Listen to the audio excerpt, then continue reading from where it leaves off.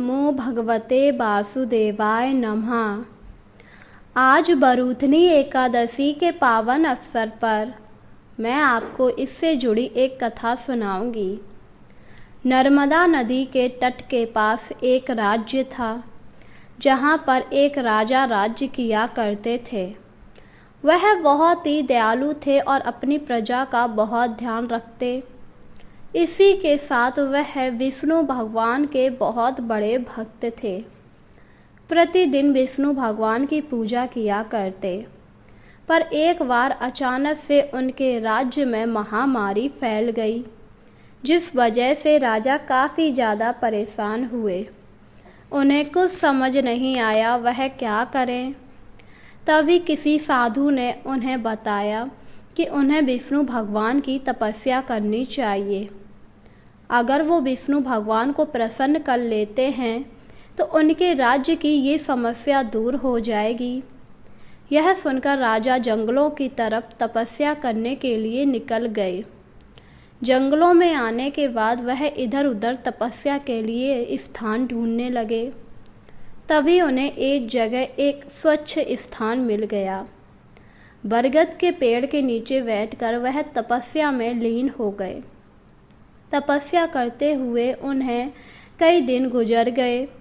एक बार वहाँ से एक भालू गुजरा।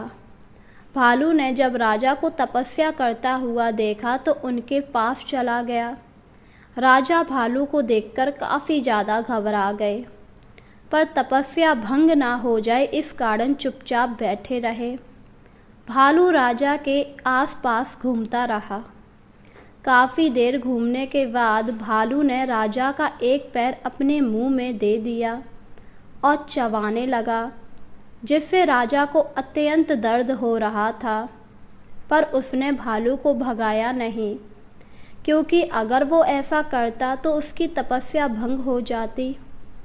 वहीं भालू राजा को खींचते हुए जंगलों के अंदर ले जाने लगा, जिसे देखकर राजा काफ़ी ज़्यादा घबरा गए। अपने प्राणों की रक्षा के लिए राजा ने मन ही मन विष्णु भगवान से प्रार्थना की। राजा की ऐसी भक्ति देखकर विष्णु भगवान बहुत ज़्यादा प्रसन्न हुए और वहाँ पर आकर उन्होंने अपने चक्र से भालू का सर काट दिया। भालू के मर जाने के बाद राजा काफ़ी ज़्यादा खुश हुआ और विष्णु भगवान को प्रणाम किया।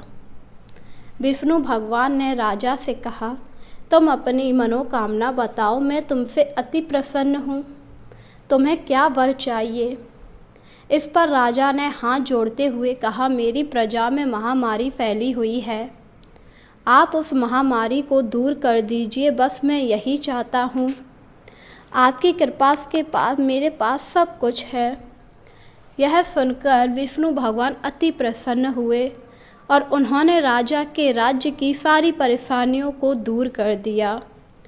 पर राजा काफ़ी ज़्यादा दुखी भी था, क्योंकि उसका एक पैर भालू खा चुका था। विष्णु भगवान ने जब राजा को दुखी देखा तो कहा, अब तुम किस बात के लिए दुखी हो? इस पर राजा ने हाथ जोड़ते हुए कहा, भगवान, मेरा एक पैर भालू ने खा लिया है। अब मैं कभी भी चल नहीं पाऊँगा, बस इसी बात का दुख है।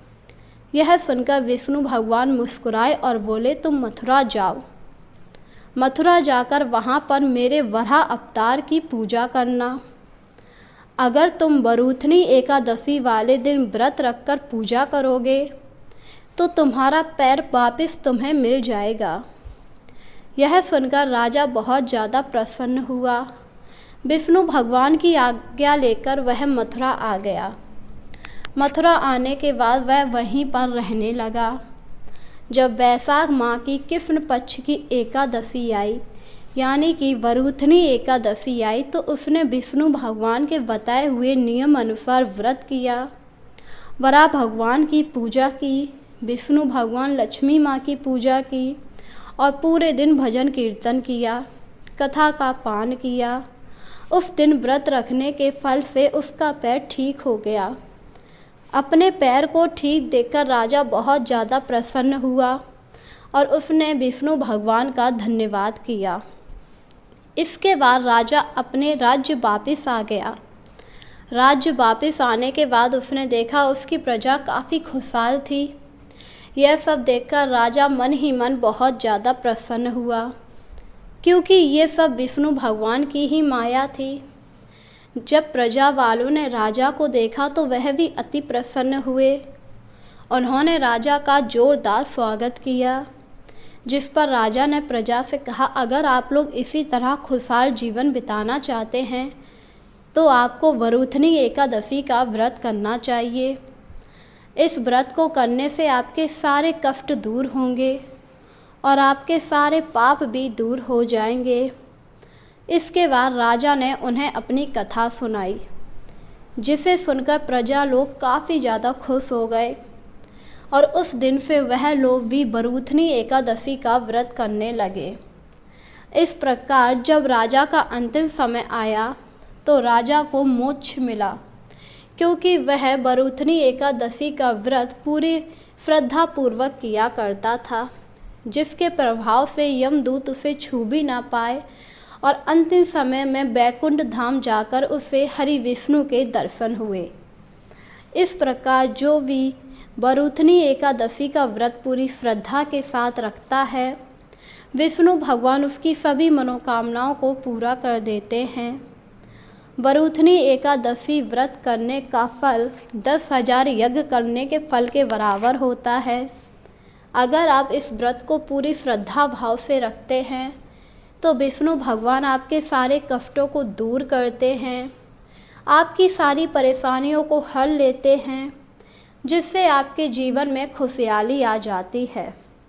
इसलिए हमें एकादशी का व्रत पूरी श्रद्धा भाव से रखना चाहिए, जिससे विष्णु भगवान हमारी सभी मनोकामनाओं को पूरा कर दें।